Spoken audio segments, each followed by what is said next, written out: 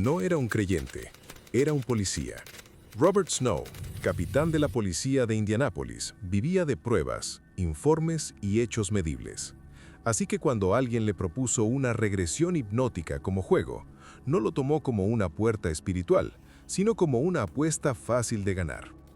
Lo que no sabía es que en cuestión de minutos, su propia mente le iba a mostrar una escena tan concreta que lo perseguiría durante años.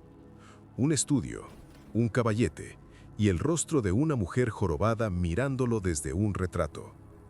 La pregunta no era si eso era real. La pregunta era por qué un escéptico iba a quedar atrapado en una imagen que no podía sacarse de encima. Todo empezó con una burla que se volvió seria. Snow era conocido por su incredulidad natural, ese tipo de persona que escucha historias extrañas y enseguida busca el truco, el sesgo, la explicación simple. Por eso aceptó la sesión de hipnosis con la seguridad de que no pasaría nada impresionante y de que, al final, tendría un buen motivo para reírse del asunto. Pero la rareza no fue que se relajara o imaginara cosas vagas. Lo inquietante, según su propio testimonio, fue la nitidez con la que aparecieron escenas de otra época y sobre todo la sensación física de estar allí, no como espectador, sino como alguien que pertenece a ese lugar. Y entonces apareció el primer detonante.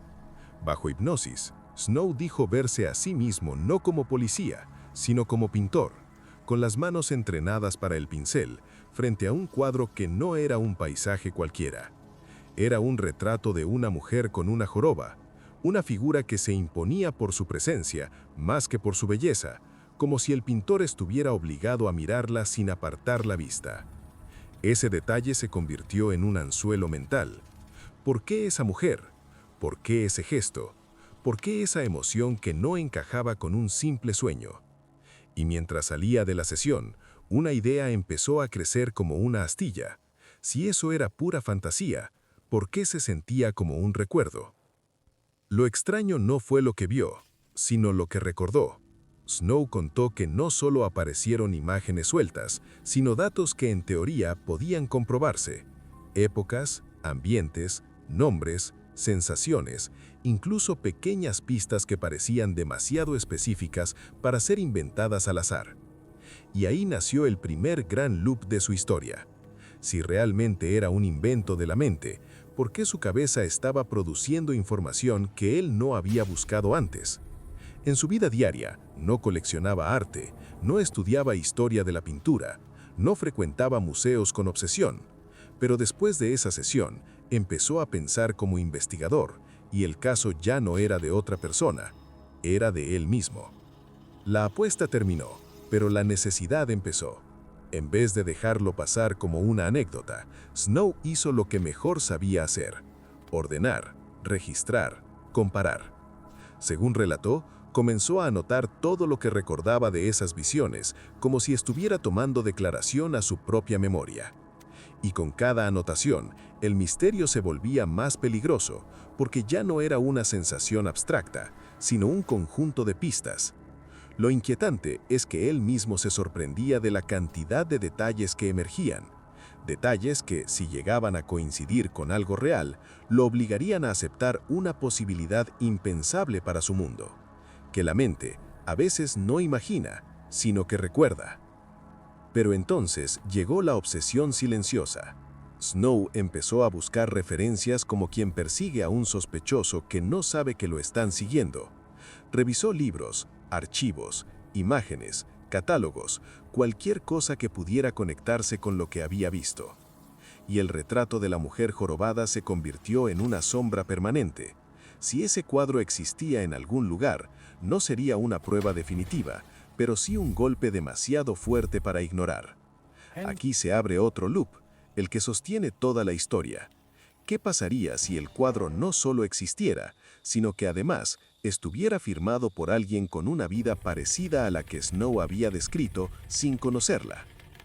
El hallazgo no fue inmediato, fue una acumulación de señales. En su investigación, Snow afirmó que encontró coincidencias parciales, fragmentos que le daban esperanza y a la vez lo frustraban, porque una coincidencia aislada siempre puede ser azar, pero una cadena empieza a pesar. Y entonces, en algún punto de ese recorrido, apareció el nombre que cambiaría el tono de todo: J. Carroll Beckwith, un pintor ligado a finales del siglo XIX y principios del XX, con un perfil que, según Snow, encajaba inquietantemente con las escenas que él había visto. Ahí la historia deja de ser una curiosidad y se convierte en una persecución con un objetivo: comprobar cuántas piezas podían alinearse de verdad. Y aquí viene el giro que él mismo no esperaba. Snow aseguró que al comparar sus notas con datos biográficos del artista, las coincidencias no se quedaban en lo superficial. Habló de más de 20 puntos en común entre lo que surgió en hipnosis y la vida documentada de Beckwith. No se trataba solo de una época general o de un estilo de ropa en una visión, sino de elementos que, según su relato, tenían suficiente precisión como para ser comprobables. Aquí el loop se aprieta. Si realmente había más de 20 coincidencias, ¿cuántas podía soportar la casualidad antes de romperse? Y entonces, el retrato volvió, pero en el mundo real. En medio de esa búsqueda, Snow encontró el cuadro que lo había perseguido desde la regresión, una obra pintada en 1917 por J. Carroll Beckwith, el retrato de una mujer jorobada, real, tangible, colgado en un museo. No era la imagen difusa de un sueño, era un objeto con historia, fecha y autor. Lo perturbador no es solo que el cuadro existiera, sino el modo en que encajaba con la escena inicial que lo detonó todo. Ese es el momento imposible de la historia, cuando algo que solo vivía en su cabeza aparece frente a él, como si lo estuviera esperando. Ahí es cuando el detective se convierte en su propio caso. Snow no reaccionó como un fanático ni como un místico. Reaccionó como alguien que sabe lo que significa una coincidencia demasiado exacta. Según su versión, empezó a documentar el proceso con un cuidado obsesivo, no para convencer a un público, sino para no engañarse a sí mismo. Porque un escéptico, cuando siente que va a creer, se asusta. Y entonces surge una pregunta humana, casi dolorosa. ¿Qué haces cuando la evidencia no te lleva a una conclusión cómoda, sino a una que cambia tu identidad, tu pasado imaginado y la manera en que entiendes tu propia vida? Pero ninguna historia sobre reencarnación llega limpia, siempre trae ruido. En este punto aparecen los testigos indirectos, la gente que escuchó su relato, quienes lo vieron buscar, quienes leyeron sus notas, quienes pensaron que se estaba sugiriendo a sí mismo. Y también aparecen los investigadores informales, curiosos y escépticos, preguntándose si todo podía explicarse con mecanismos conocidos. Snow, según se cuenta, no evitó esas miradas, las enfrentó, porque para él la pregunta central no era si el mundo era mágico, era si su experiencia podía sostenerse cuando se la iluminaba con la misma luz dura con la que él interrogaba cualquier caso. Y ahí entran las contraexplicaciones, necesarias y contundentes. La mente puede construir recuerdos falsos con una facilidad aterradora, sobre todo bajo hipnosis, donde la imaginación se vuelve convincente. Existe la criptonencia, cuando recuerdas algo visto o leído hace años, pero lo sientes como nuevo. Existe el sesgo de confirmación, que te hace coleccionar coincidencias y descartar lo que no encaja.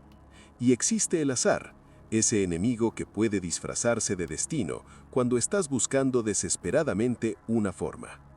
Lo inquietante es que ninguna de estas explicaciones elimina del todo la sensación que Snow describió, que no estaba inventando un personaje, estaba reencontrándose con alguien. Entonces, ¿por qué no lo dejó ahí y ya está?